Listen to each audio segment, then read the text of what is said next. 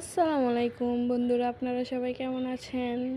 আজকে আপনাদের মাঝে নিয়ে আসছি আমার আম্মার হাতের খাসির মাংসের রান্না।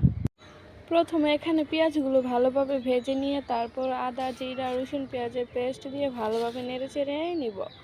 মশলাগুলো ভালোভাবে নেড়েচেড়ে তারপর এখানে অ্যাড করব হলুদের গুঁড়ো,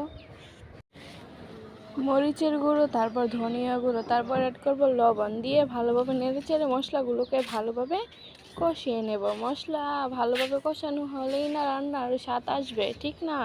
আপনারা রান্না করার সময় মশলাগুলো ভালোভাবে কষিয়ে নেবেন। আমার মায়ের হাতের খাসির মাংসটা জাস্ট ফাটাফাটি, যা বলার বাইরে, এত পরিমাণ মজা হয়। সব মায়ের হাতের রান্নাই মজা। এই যে এখানে মশলাগুলো ভালোভাবে কষিয়ে তারপর খাসির মাংসটা দিয়ে দিছে। মাংসটা দিয়ে ভালোভাবে নেড়েচেড়ে মশলার সাথে মাংসটা মিশিয়ে নেবে।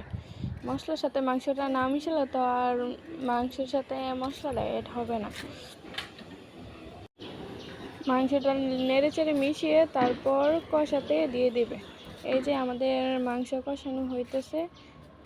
মাংসগুলো কষানো হলে এটার মধ্যে হালকা পরিমাণ ঝোল দিয়ে দিবে। এই যে এখানে পানি অ্যাড করা হয়েছে। পানিটা শুকিয়ে গেলে আমাদের রান্না একদম কমপ্লিট। এত পরিমাণ মজা হয়েছিল খেতে, কি বলবো, আমার এখন দেখে আবার লোভ লাগতেছে।